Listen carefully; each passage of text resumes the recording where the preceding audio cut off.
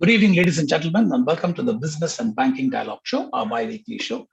Ladies and gentlemen, we have heard many times that the rich are getting richer and the poor are getting poorer.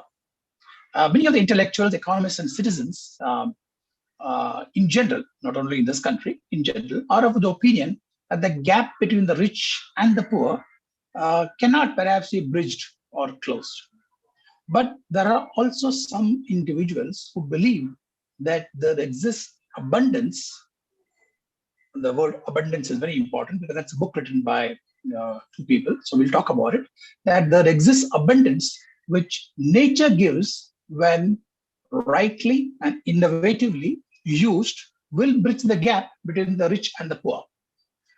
Let's look at the positive side. In a world of gloom as it is with the pandemic going on, according to Diamandis and Kotler, authors of the book called Abundance, put forth a theory that this gap between the rich and the poor is closing or can be closed to the emergence of abundance.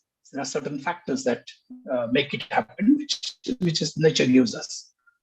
So, ladies and gentlemen, we have selected this topic as not much is talked about it in either in print or digital media or general debates.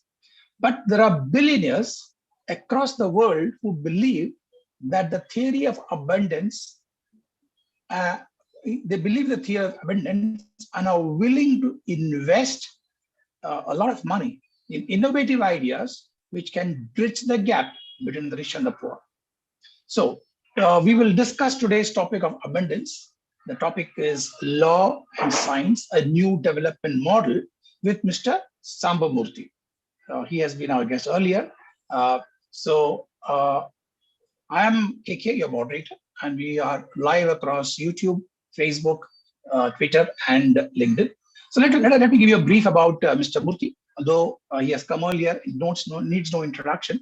But for the new audience, Mr. Murthy was formerly director and CEO of IDRBT, one of the RBI institutions, which is very well known for all those who are in the banking circle. Formerly chairman of NPCI, National Payment Corporation of India, served on the boards of public and private sector banks. He's also served on the boards of financial market infrastructure organizations as independent director in banking, insurance, and capital markets. So right in front of you, you have a slide, and that's his profile. So ladies and gentlemen, let's get going with this. Ladies and gentlemen, I just want to tell you that with Mr. Murthy, we've had sessions which are a little off track, in a sense, which are not often discussed in the news. In our earlier shows, if you remember, we had discussion with him on platform business, public policy making, digital rupee, which is catching on, okay, the digital currency. And today we are going to talk about abundance as a way forward to bridge the gap between the rich and poor. It's going to be very interesting topic and thought-provoking discussion as usual, with Mr. Murthy. Mr. Murthy, welcome to the show. Thank you, KK, for having me once again. It's always a pleasure to be on EPS platform. First of all, I should compliment you and Absolutely, EPS, sir. I think, for resilience. They talk of pandemic. I think you people are demonstrating real resilience. I think 140 shows, it's not a joke. Thank you, sir. And especially, I think personally, yes, sir. Thank you very much. I'm sure it's where I envy your kind of this thing, the knowledge you amassed and kind of new subjects you read before grilling us. Great. True, sir. Thank you very much, sir. And it's always a privilege to have you in our show, sir. It's such a lot of thoughts you give us. That's something the audience have always appreciated. Let me share some what is this abundance, as you, of course, you said is abundance is a new concept. Yes. So a lot of people ask, is abundance, is it a concept, is it a model, is it a framework, is it a philosophy, is it an ideology? What is this abundance is about? Or is it just an imagination, or is it about an idea? So it is all. I would say that it's all. It's not just one. So how this entire model is made to work, I would share with you. Before we get to abundance, what is the mindset? You see, normally there is a scarcity mindset. Opposite of abundance is scarcity, right? So the scarcity mindset is probably, I think, is overwhelming. I think across the world, not only in India. So when once you have the scarcity, it's all about rationing, socialism, capitalism, thisism, thatism, trickle down, trickle up. All those issues would come and all that. So I think we are now entering a new paradigm thanks to the explosive developments in technology, especially, and also some of these, as you said, philanthropists who are probably working on this to see how every individual across the world, across the globe, irrespective of the country where he can be a participant in this entire development process. So it's about how it trickles up. So that what you mentioned about inequalities and all that, okay, whatever is existing is there, it may be there, it won't go away that easily and all. But at least now a new paradigm of abundance kind of a thing, how we probably involve every citizen in the world and all, right? So coming back to the scarcity mindset, I think first step is we should jettison this scarcity mindset. Not now, even I'm sure you remember this Malthusian theory there, he said population growth far exceeds what we can produce. So then all doomsday scenarios, they're projected and all that. And then also there are some scientists, technologists, and even the public policy thinkers. There is what was called a club of Rome. So when once he flagged this issue, that probably I think somewhere we will come to a knot where the population would exceed our capability to produce, feed the people, forget about all other things and all. So a few intellectuals joined together as a club of Rome and they've come out with a book which is called Limits to Growth. So they said there are limits to the growth. You cannot just grow on doing like this. So, and this was done by some professors at MIT. It's not that, some ordinary people have come out with this theory of limits to the growth. And this was published in 1972, if you remember. It was the bestseller. See our psychology. When somebody tells scares you, that becomes a bestseller. Typical of news media, right? They say, as they say, the bad news sells most. Yes. It was the bestseller. Yes. Whereas Abundance has not sold so many copies. But I think those days, 30 million copies is big number. Even today, it's one of the most popular books and all that. In fact, when I read it about a few years ago, 10 years ago and all that, I also had come to believe, oh, okay, there are limits to growth about 10, 15 years ago. But again, as new literature, new development, new technology, especially coming up, I think the whole scenario is getting changed. And then people also used to say that, I remember one of the former governor of RBI used to say, see, everyone in the world wants to have living standards of US, what the US Americans have. So that also has been subject to a study at MIT. They said if every citizen in the world wants to have standards which are similar to American, we need 5 planets. So one option is either we discover 5 planets or we reduce our population, reduce our needs. Because even basic needs of developing countries are not met and all that. And then there was also a kind of, a forecast, I would say, doomsday scenario where they said by 2100, if no corrective action is taken, that will be the end of civilization. So that kind of dire forecast was there and all that.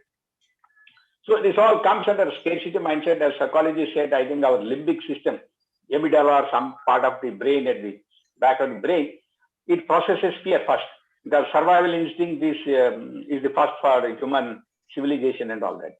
So anything, that is why anything that even take pandemic, anyone puts a negative news on pandemic, okay, you will have a lot of downloads and all that. So that the fear attracts us more, I think.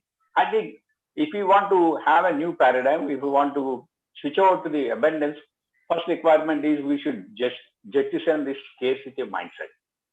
So there's no doomsday scenario and all that, right? Yeah. It is not that last 100 years, if you see, there are a lot of studies done by Yuval Harari, Homo Deus and 21 Problems of 21st Century, even Peter Diamond's. If you see Steve Pinker, we have made, humanity has made a lot of progress over the last century. In fact, mortality has come down by more than 90%. Maternal mortality has come down by 95%. Longevity has doubled in this. Poverty is reduced by almost 60-70%. So, but this is good news, but doesn't come up. I mean, all over all countries, including India, have achieved significant progress in these areas and all that. So, how do we further improve on this? the abundance kind of a thing. So briefly, I would probably give you some examples how technology has helped us to jump from scarcity to abundance. Not now. I'm talking of 200 years ago.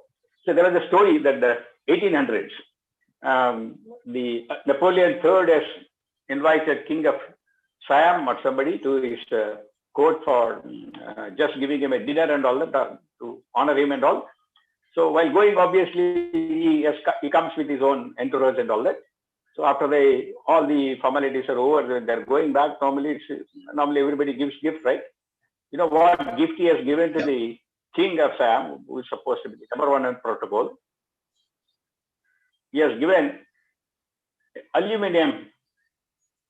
aluminum vessel, not gold, not platinum. And people down the hierarchy who are lesser mortals in that group, he has given them gold and silver. In 1800, aluminum was more expensive than gold and silver. How suddenly the aluminum fell from the grace, it is no longer even in the classification of the precious metals. Just one, two professors and all that, I'm sure you heard, some Kell and Hart or somebody, they call electrolysis, a chemistry and technology. They are able to, through this technology, they are able to access bauxite and convert aluminum on a large scale. So it has become the lightest material, cheapest material, and then the most pliable material where it can be used. Today, we see some of these aviation industry, a lot of aluminum is used, right? Not gold or platinum and all that. Yes. But by making this scarce material to abundant material, they changed a lot of industries. It's not about changing the gift and all that, right?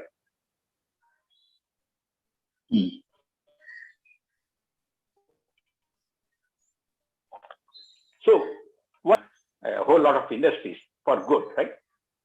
So similarly, how do you take it forward? Because today, over the last 200 years, we have the benefit of several technologies and all that, right? So, number two, whatever progress that we have been doing, mostly it's about improving the efficiency, productivity. That productivity, of course, is important. We are obsessed with it. But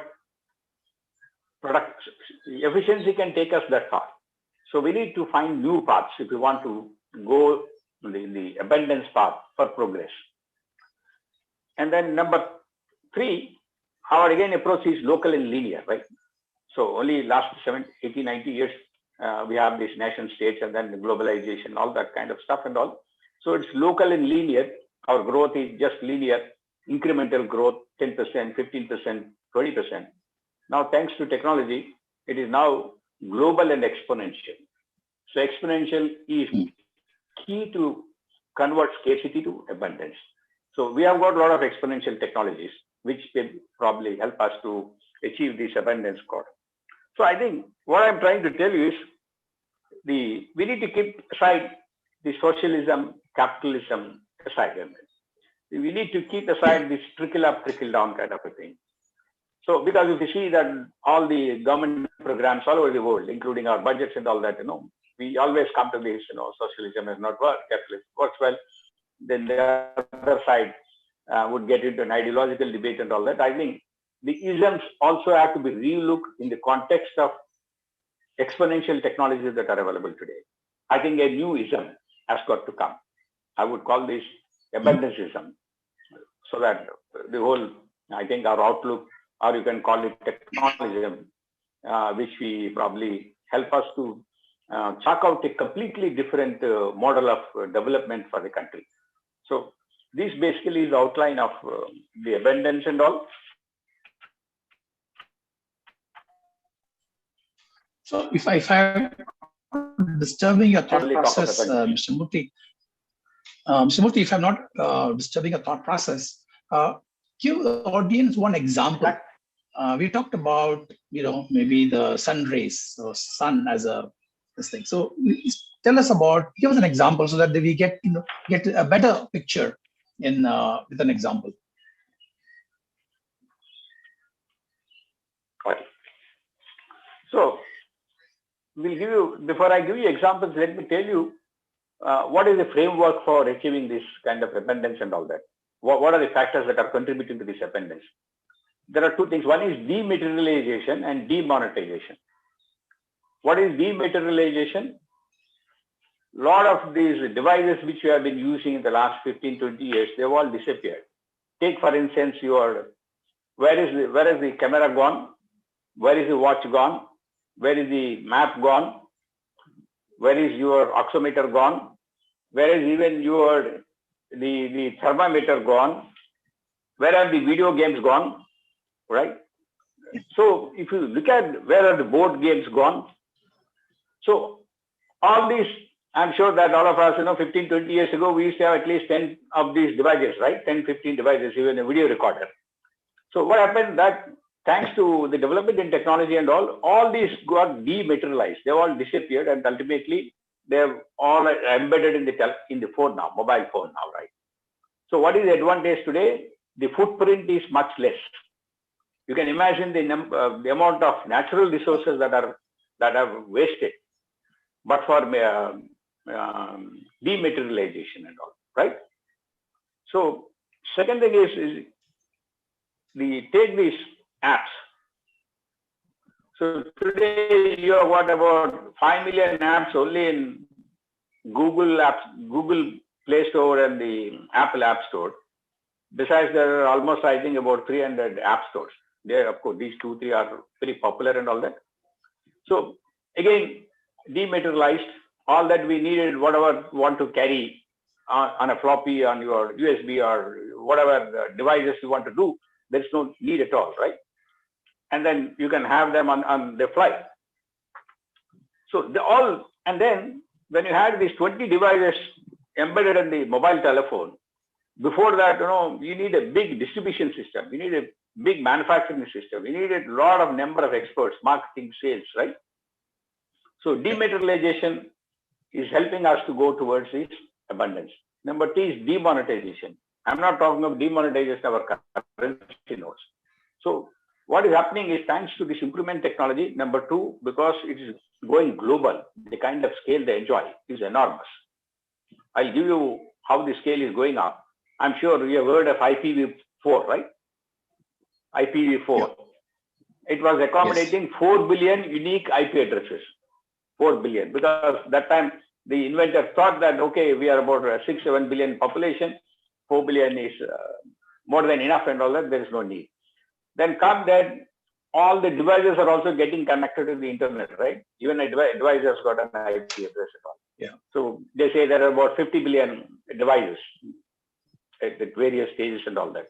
So the IPv system, IPv4 was not enough to do it. So they had to scale it up. To what way IPv6 scales up? So that, I think, people who talk of scaling up, I think it gives a benchmark. IPv6 can accommodate 340 trillion addresses. 3 trillion, 3 times trillion, 340 trillion. Each of us can ourselves have more than 1 trillion unique addresses. So that is the kind of scale that internet has given us. So where the abundance comes up, when we talk of exponential technologies, where sensors also play an important role, this is where the scaling up has already taken place, IPv6 and all, right? Yeah. So when we are scaling up to that kind of thing, what happens is the marginal cost either is almost zero or zero itself. In some of the cases, is already zero, right? Yeah, you see our payment systems. Yes. When they're scaled up to billions and all that. Earlier, it used to be a switching fees. I remember my days, we used to pay 5 rupees. Today, it is 25 paisa. All in a matter of 11 to 12 years. Right? Yes. So this is how this is coming up. Even paisa, people are not willing to pay, right? You take NEFT or you take any of these payment system, all because the whole thing has moved over to the mobile. So one, it enables scale. Number 2, it dematerialized a lot of devices and the processes and all. And then second example of demonetization, e-commerce, right? Most of the things you get for free, right? I mean, no delivery charges. In case, if you are a premium member and buy some of those things and all that. So dematerialization and demonetization, you tell me another world where prices are coming down. You take a house, what was the cost of a house 20 years ago and now? And what is the cost of a mobile phone 20 years and now? And what is the charge of a call 20 years ago and now? Now today data is free, right? Data is demonetized. So people don't talk of KB to MB to GB now we have gone. So this is the kind of probably demonetization that is taking place. This has helped the abundance and all. So how it has happened? Let me give you an example. What is that? How this is playing out. So one example is energy. We all know energy is scarce, right? Scarce. Only 4 or 5 years ago, we used to see nationwide blackouts, right? Grid failures because of the excessive use of this energy. It's quite costly. And we have also seen the oil price, how it fluctuates, how it plays a work with the economies, right? Especially oil-dependent countries like India. And then how the energy is now from scarcity to abundance, already the direction is set in already. To me, energy is the linchpin of abundance, because if you have adequate energy, then obviously you will be able to solve a lot of water problems. If you solve a lot of water problems, a lot of your problems relating to the water, the health problems, especially the villages and all that, you say fluorine content is high, lead content is high, so many issues are there. Even agriculture is a big issue. They say sugar and sugarcane and the rice, they consume a lot of water, but we need it because, but the farmers are discouraged saying that you go to alternate crops because we can't provide you water. And then a lot of issues there. Then we come to the water that I will do. And then energy also helps in electricity. Electricity helps people to, especially in education in the villages and all that, where they don't have power. We electrified all villages, but we did not electrify all the homes in the villages. I mean, we need to understand the distinction and all that, right? The power is still a problem in a lot of our villages, not merely in India, because we also need to talk about a global context whenever I say some of those issues and all. So abundance in energy is a good tool to reduce poverty. And also adequate energy would also help these village housewives to save a lot of time in cooking. See, even the time they go out even today to fetch the firewood and then use it and get into a lot of health problems is also a big issue and all. So how we are already coming to this abundance in so far as energy is concerned. So solar energy has come now. They said 1 hour of sunshine on earth, the energy it produces is enough for 1 year consumption of our energy needs. 1 hour of the sunshine that falls on earth. And they say amount of solar energy that falls on earth, 174 petawatts. 1 petawatt is 1000 gigawatts. So we add so many zeros. So even assuming that 50% reaches the earth, that is 8,500 terawatts. And humanity consumes, do you know how much it is? I'm talking of global figure, 16 terawatts. 8,500 terawatts is the energy available in the atmosphere that is wasted. And we consume only 16, and we all grumble about, oh, energy prices have gone up and the power is not available. If only the power is available, then what we do? So I come back to the earlier point. When you are producing that kind of available, so much, it is available in such large quantities, what is your marginal cost of power? It will come to near zero. In fact, when India started solar mission in 2010, the government approved rate was 17 rupees per unit, 17 rupees.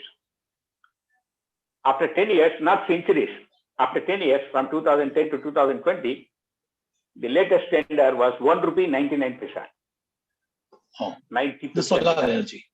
Solar energy. That is the abundance game. So are we prepared for this?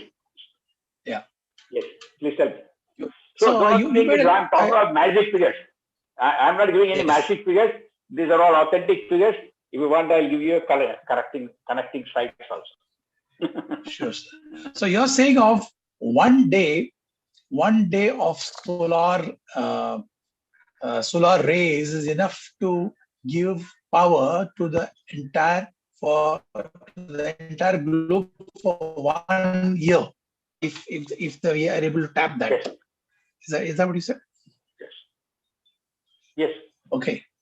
Several studies have said, scientific studies, we have got the solar energy is 5,000 times more than what humanity needs.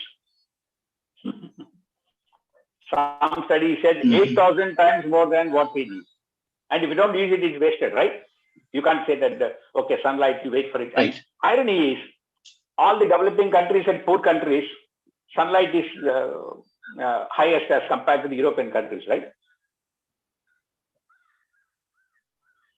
As compared to Europe, African countries, all the developing countries, poor countries and developing countries have this enormous energy available at a fraction of cost of a fossil fuel. Clean energy, it doesn't require much of these things. And I've told you the prices have already dropped by 90%. In the next 10 years, if it drops by another 90%, I'm not surprised. In 10 years, in our own lifetime, probably in our own career time, that it just come down to clean energy with a lot of other benefits. When did we imagine in our the societies, we can produce our own electricity and consume our own electricity and even supply to the grid? Recently, our society has gone for solar panels all over that. Now, suddenly we find huge savings and we have got surplus. So instead of consumer, we become a producer, thanks to abundance. And you know, the way in which the solar panels are doing, energy is the linchpin of an economy, right? We agree with all that. So what I'm telling is, we have that old mindset, oh, it will trickle down, let us grow at 15% kind of GDP growth and all that, poverty will be reduced, we become a powerful nation. Most of them have got that kind of notion and all. So I think this is, one is the technology side, which is proven. What I'm telling you is a proven one, right? This is a proven technology, which we are all seeing now. So I think we need to keep aside these isms. If we want to create a society where every citizen in this country would be a participant. And I want to surprise, even in small villages and all that, people can gather together and have a solar panel. I know in Gujarat, they is going to have one of the largest solar parks, and one step ahead, they put it on a canal to save two things, so that water won't evaporate and get wasted. Okay. So they wanted to save space as well. Yeah. Right? So I think energy is a very classic case. And then what does it tell us? The whole process is democratic, decentralized, available to all. Decentralized, democratized. I don't need anybody's permission to install solar panel. Nobody asks for permission, right? Yeah. They encourage. Even they give subsidies. Yes.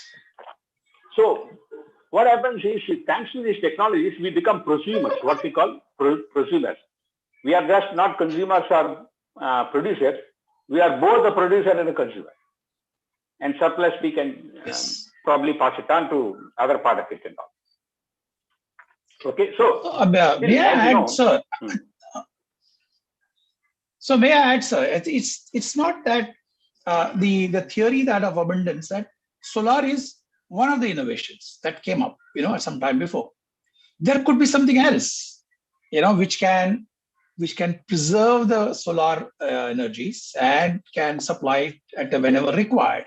But that is the innovation that the billionaires believe the intellectuals can come up with, and they are willing to fund it. Isn't it? You're right. That's what you said in the beginning of introduction and all. Who is doing it?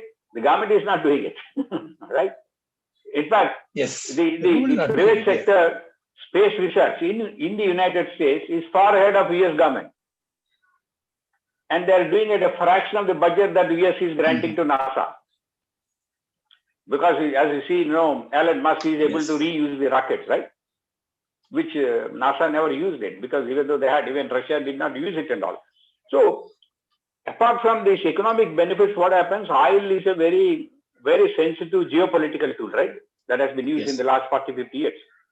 Now that oil as a geopolitical tool, energy as a geopolitical tool gets blunted. But again, it needs to be a global phenomenon because the atmosphere belongs to whole world, right? So Yes. I think we need to have that global. We need to have that kind of exponential kind of growth. What I'm telling is, in 10 years, normal what we are used to. Okay, you do a spreadsheet. This year will grow at 10%, 15%, 20%, 30%. Today we are talking of 10x. I'll give you NPC example. Sorry for giving NPC example.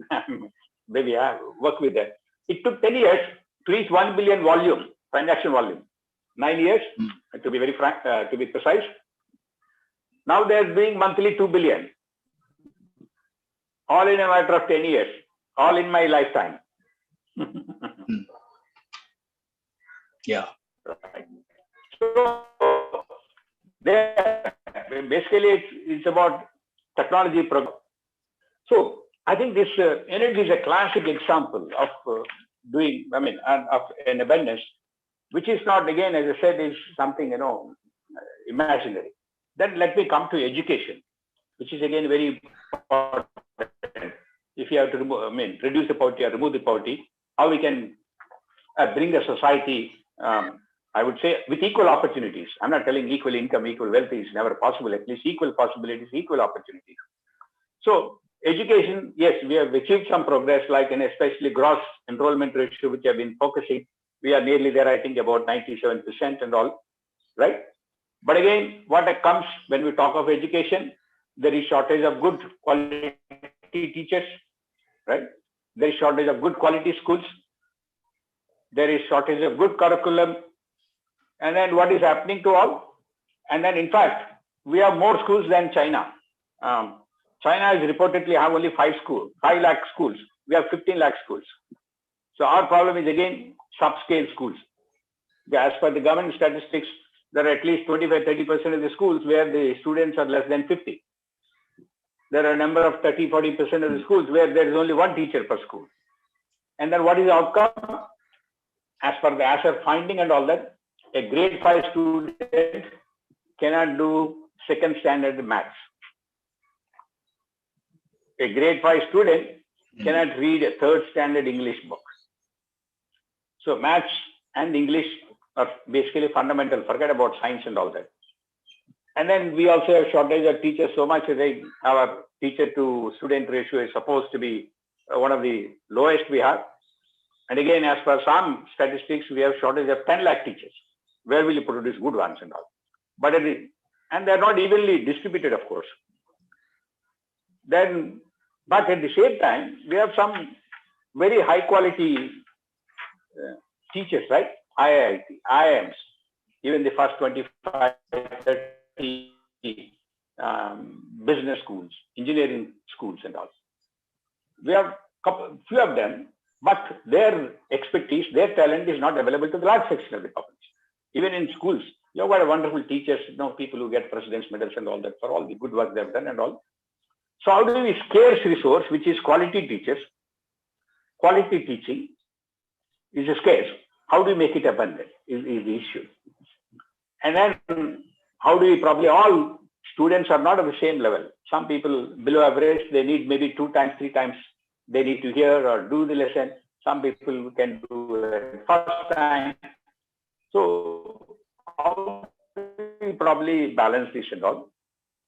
This is where tech philanthropists have done a wonderful job, which you referred. People like Elon Musk and then Kurzweil and a lot of Silicon Valley promoters, including Mark Zuckerberg and all that. So all these tech philanthropists is different from the earlier one. All youngsters made billions in the shortest possible time. They also, they don't want the charity. They want to do philanthropy, which will leverage the talent that is available. Their focus is on how to leverage. Say that if you have some 1,000 wonderful teachers, math teachers in this country, how do you make them access 1 million children across the length and breadth of this country? So all these people, they've created what is called X Prize organization. It's called X Prize organization. All supported by people like Elon Musk, Peter Diamond, and all these guys and all that, all top guys who are philanthropists. At the same time, they're trying to see how every citizen in the world on this planet gets benefit of the best education. So their job is, what they do is they've launched competition, innovation competition at a global scale. In various areas, education, healthcare, energy, all those areas and all that, they do it at a global scale. Innovate, basically they challenge these people to come out with best solutions.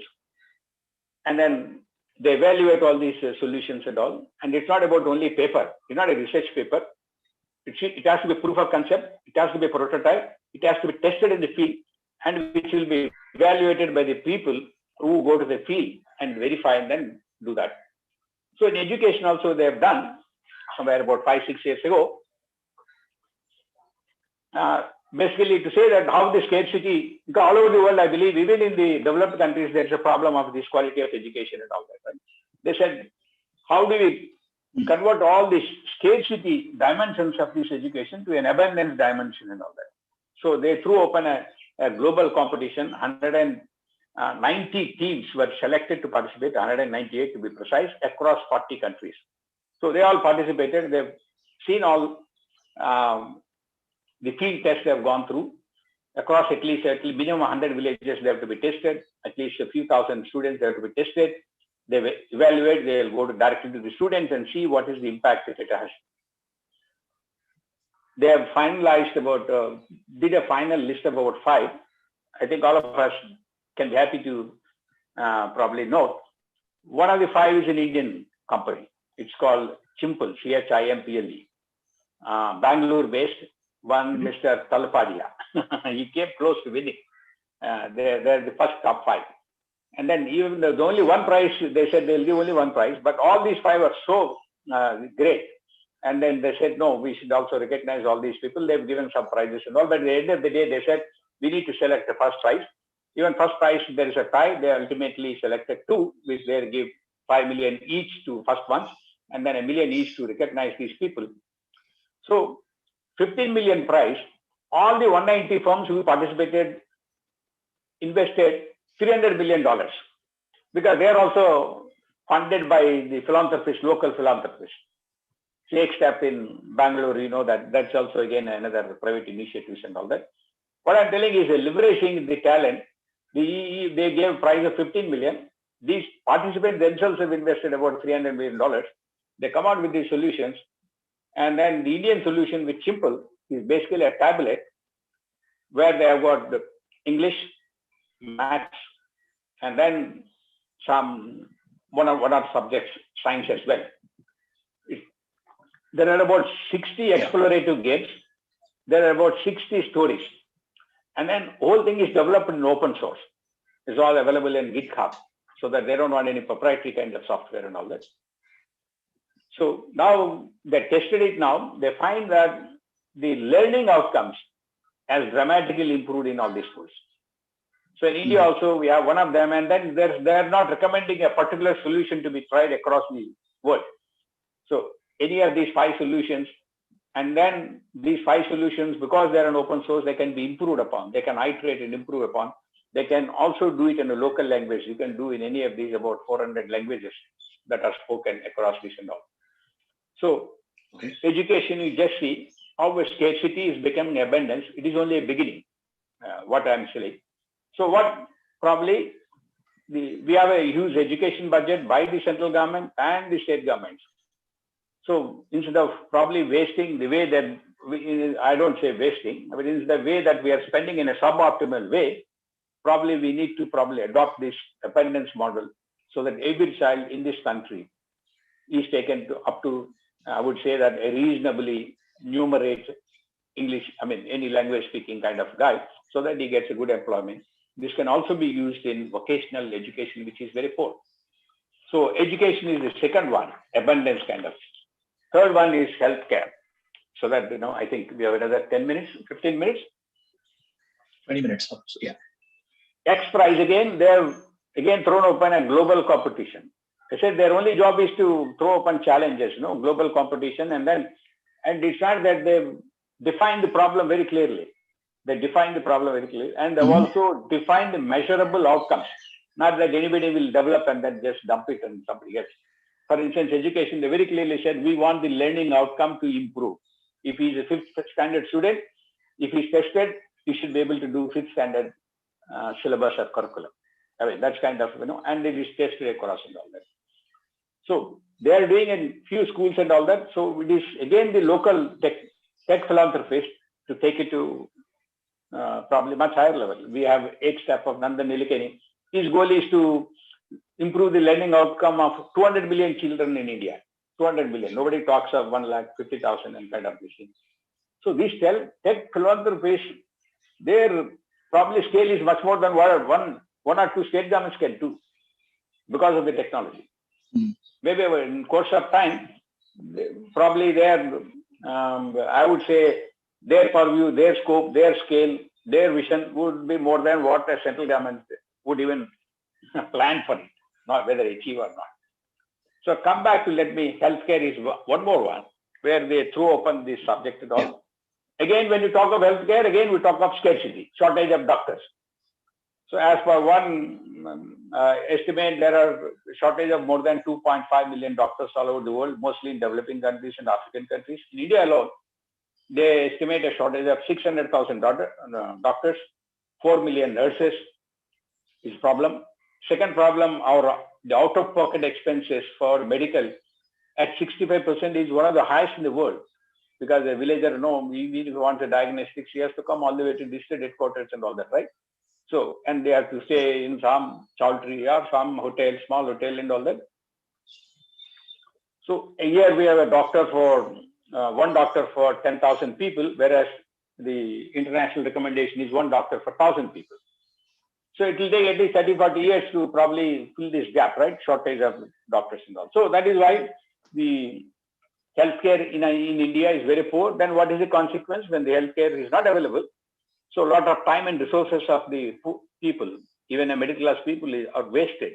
So which impacts productivity, which impacts economy, and also their own income. And many of them, probably a serious element and all that, most of them are pushed back to the poverty as well.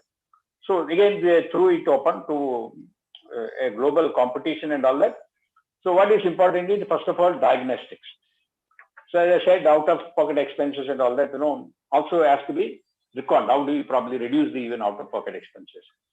So as per some estimate, if you have to probably have a Canadian level healthcare standards in India, we need $2.5 trillion, more than our GDP, right? I'm not talking of American healthcare standards. They spend 15 to 16% of GDP. So we can't afford to spend more than 1.5%. Even 2025 target is about 2.5. We remember very well and all that. So again, see, 50, 60 countries participated, and they have come out with a kind of, which is called a small machine, which can diagnose at least 13, 14 medical conditions, non-invasive.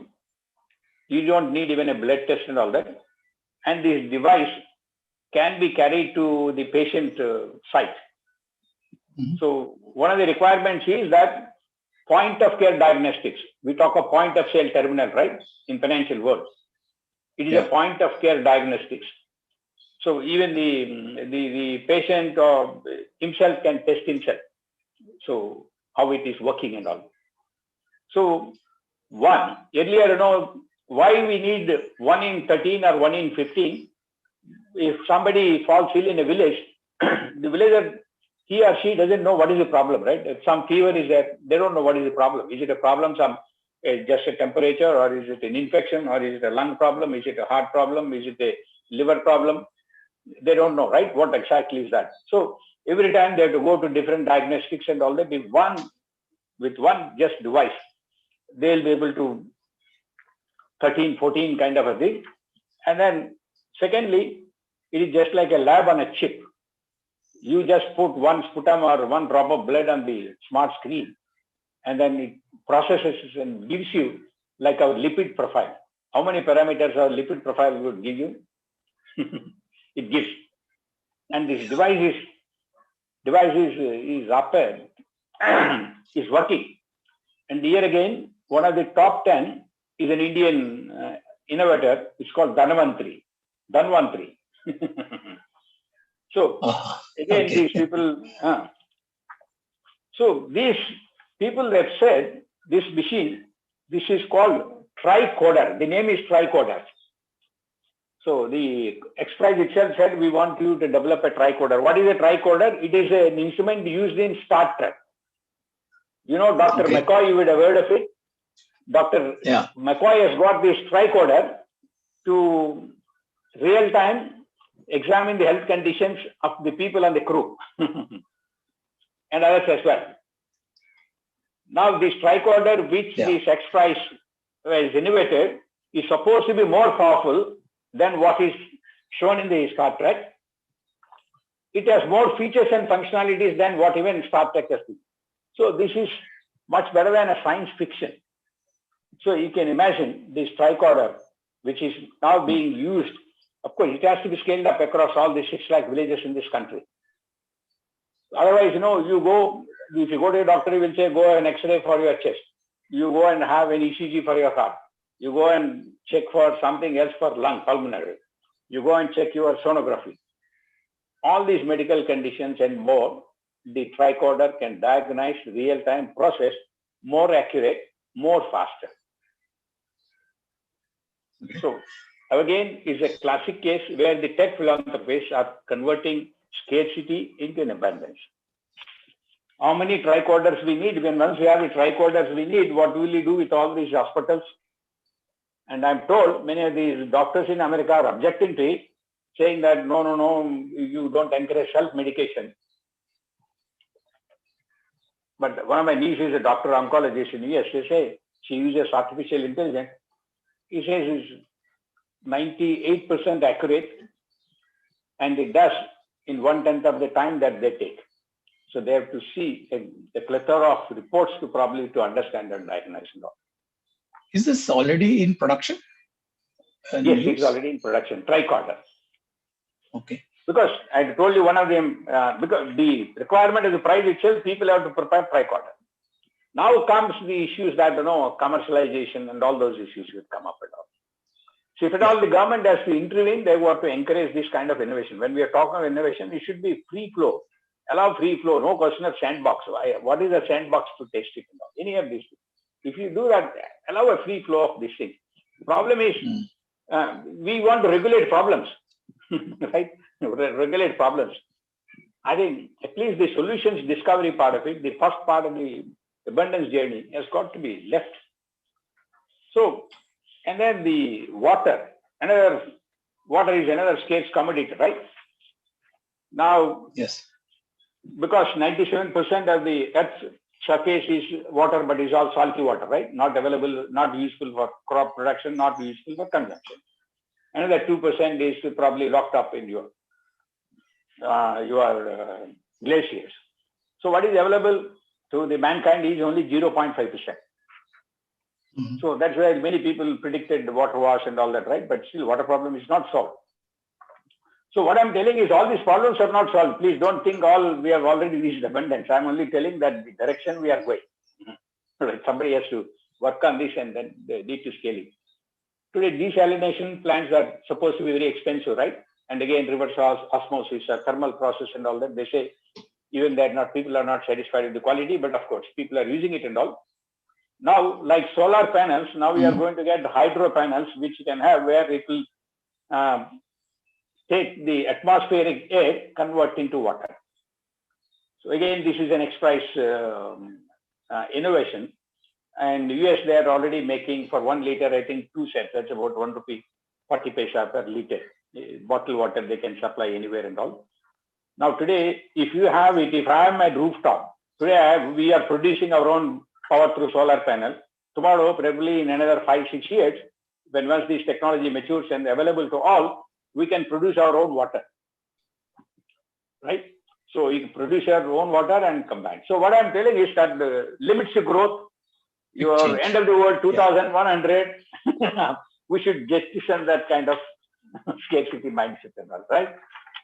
So what is behind all this, what's called exponential technologies? I'll stop at 2-3 minutes because without technology you should not do. So they identified 8 technologies which is probably driving. There is one group which is driving it. As I told you, XPRIZE is xprize.org, and all these guys are involved in this. One is biotechnology and bioinformatics, computational systems, networks and sensors, artificial intelligence, robotics, digital manufacturing, medicines, nanotechnology, and nanomaterials and all.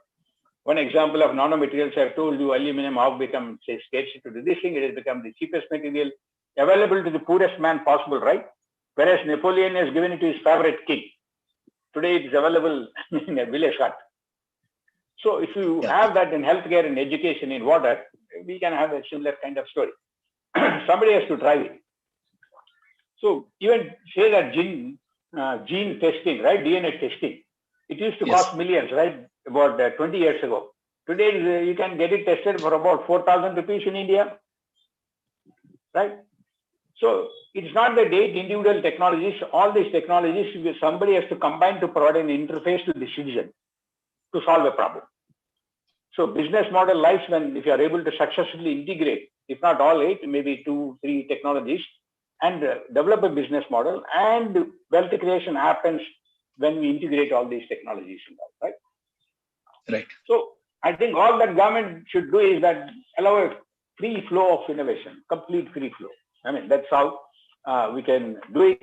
And I think if you follow this path, I think we need to discover a third, I think probably ism. I don't know what that ism is.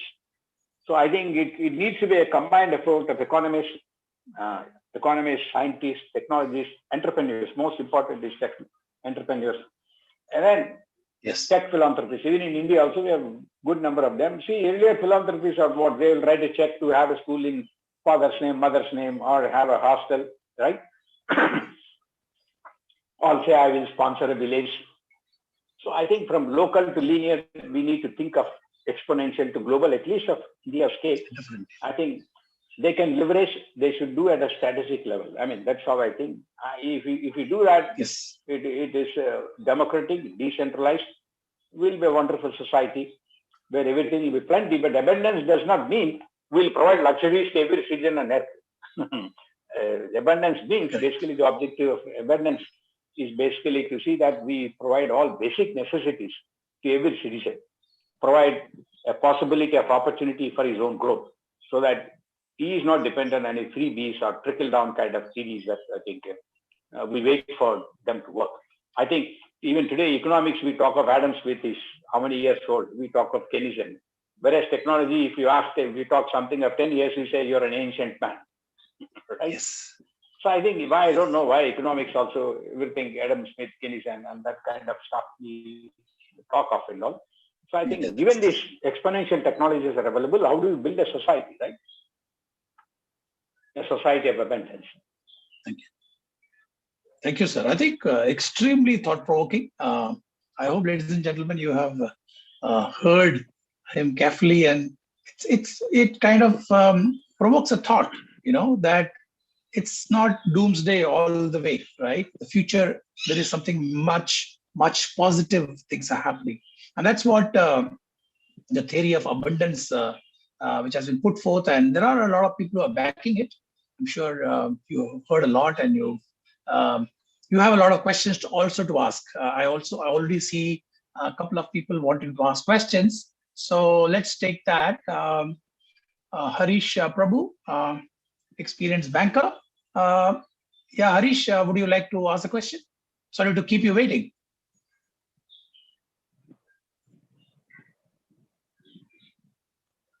Harish? Okay.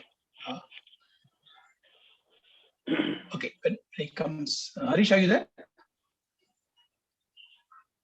Okay.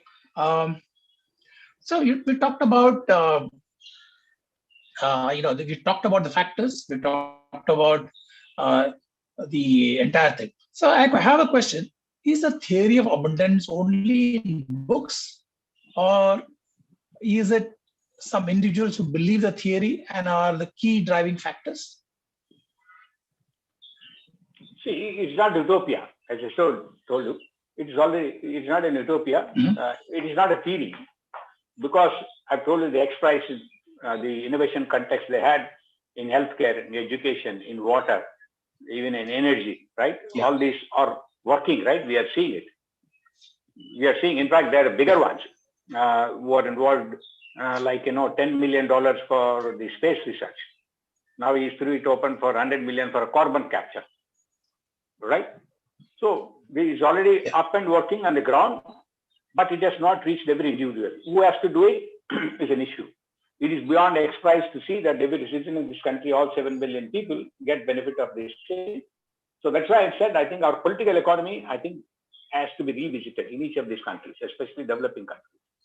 So what is the role of the government? Given this development of these, exponential technologies, it can't be business as usual and say that, okay, let us grow and then trickle down effect can take care. No.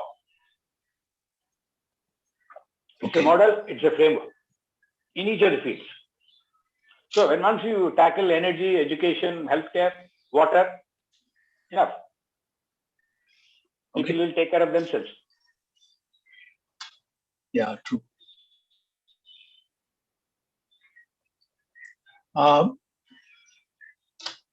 Okay, I think Harish wants to ask a question, but he needs to be unmuted. Tapash, can you please look at that? So one of the questions I wanted to ask you, Mr. Murthy, is that, this theory of abundance, from what you say, it looks, there is a hope in future, where it cannot be met. But the theory does not factor things like the pandemics, the black swan, climate changes, these are beyond our control. So you think this theory will test this kind of things that happen, these catastrophes that keep happening?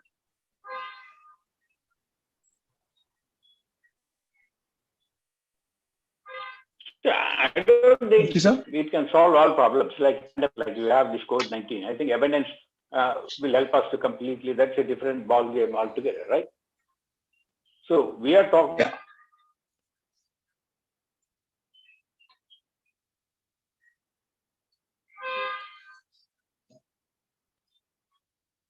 So we have lost you.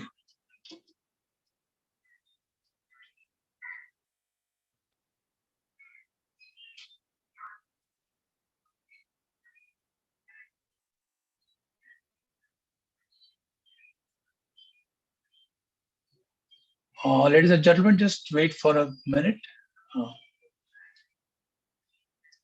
We have lost the guest, Mr. Murthy. Let's see if he can come and join us. We are almost to the end of it, end of our session. But truly, what a thought-provoking discussion that we have had right now in the theory of abundance. I mean, it's like, if you look at what's going to happen in future, okay, let's look at, some thoughts of which we pick up from various thoughts of various people. But the energy demand will rise by almost 60% by 2030. Okay, number of people on the brink of starvation will be over 1 billion people on the brink of starvation. Okay, that's what's they predicted, that if we don't do something, okay, global population will live in a water-stressed environment. Scarcity of water, which even Mr. Murthy did speak about, is what's going to happen. Climate change, one of the most big problem that every country recognizes, and on the entire globe is working towards that.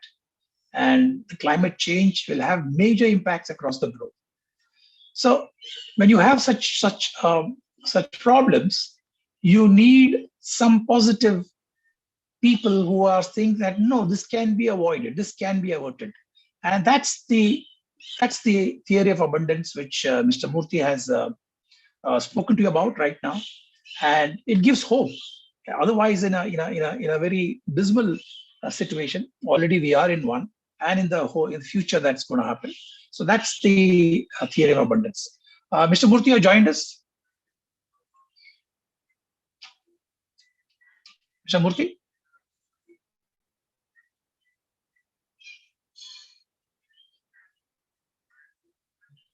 Okay. So we've not been able to get Mr. Murthy so far.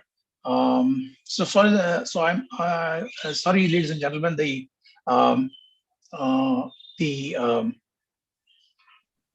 the problem is that we have not been able to uh, ask questions also, and Hello? that's a little. Hello. Can you Can hear you me? hear us, sir? Yeah. Okay. Good to have you back, sir. Can you We hear lost me? you for a few minutes. Yes, I can hear you. Yes, I can hear you. Okay, you can hear me, right? So I think we have a technology problem, I can but hear you. let's see if we can. You can hear me, right? Okay. Um, so I had Mr. Harish wanted to ask the question. Harish, can you ask the question now? Or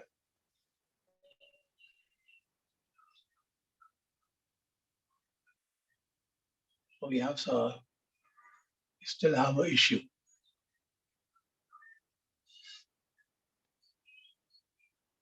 Just a minute, please.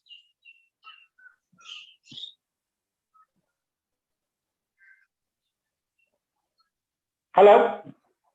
Yeah. Hello. Okay. Sir, I think we I have can a. hear you. Okay, sir. So let's wind up, sir. I mean, since it's already passed and we have a technology issue, some of the audience wanted to ask a question, but somehow, so the extreme technology, like you said, has created some issue with us. So can you please wind up and give us your summary on this entire theory of abundance?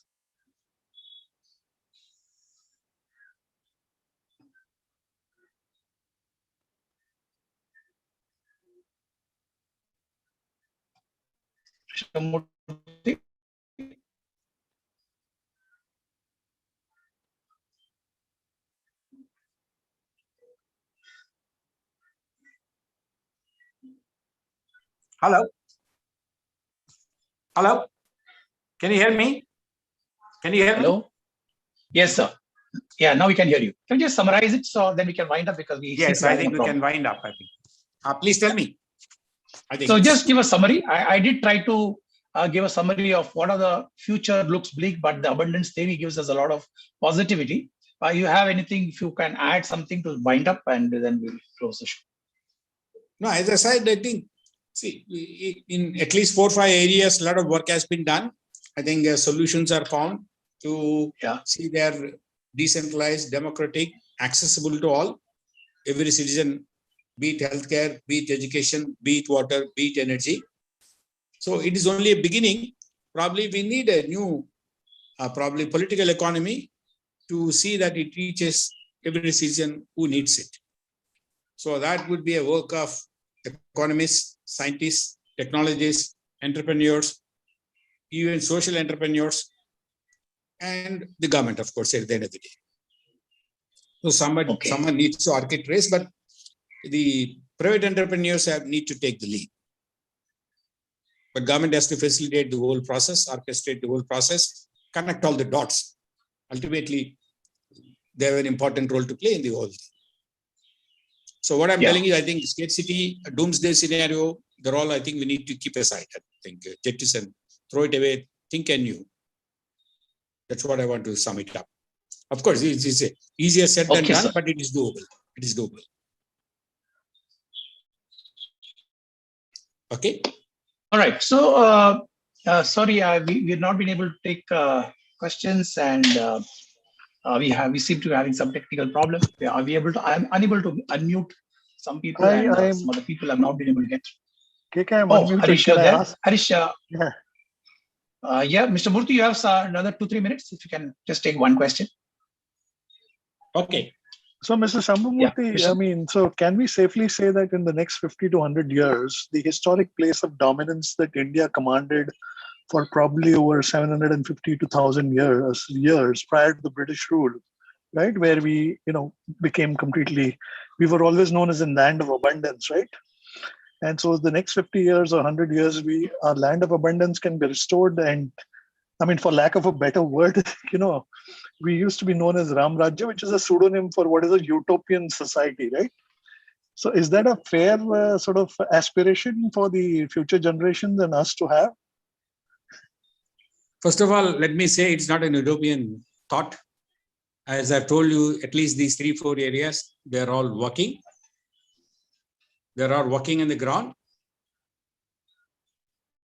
So it's a question of that, as I said, it's only beginning. We have not probably ended and all. So yes, let us keep aside all that isms and all that what we have. As one of my enlightened friend always used to say, you fall forward, don't fall backwards. I mean, that's how I look at it and all. So these technologies are available. Let us work on this to see that all of us have the 1% society or 10% society, all of us owe a duty to every citizen to see that they have an opportunity. Just we had an opportunity to make a decent living. So I would like to keep it to technology, keep it to entrepreneurship, keep it to scientists, keep it to government role. Okay. Right, sir. Thank you. So, ladies and gentlemen, we have passed the time, and we have to value the time of our guest. We want to end this thought-provoking session that we've had today, and give it a thought. I think there is, if you really want to read this book called Abundance, you can get it. I think in Amazon or this. It is by Peter Diamandis and Kotler. So you can buy it off from Amazon. So read it whenever you get. It's a very extremely thought-provoking thought. And like Mr. Murthy said, this is not a utopian thought. It is happening. It's really happening. And if the kind of things that Mr. Murthy talked about, and if that happens, I mean, we are in for a major transformation in every sphere that he spoke about, whether it's energy, whether it is healthcare, whether it is education. So this is going to change. How much it will change, how much the governments will allow, how much the corporates will allow, how much the people will be willing to change is all a matter of thought and process. And let's see the future. Time will tell us. With these thoughts, please join me in thanking Mr. Murthy for this excellent talk that he gave us on abundance. And we look forward to meeting him in some other show. Mr. Murthy, thank you so much for coming and spending time with us. And we look forward to seeing you in some other show. Thank you. Thank you very much. Thank you for having me once again. Thank you, KK. It's always a pleasure. Thank you. Thank you. Thank you, audience, and goodbye for me, and good evening to all of you. Bye-bye.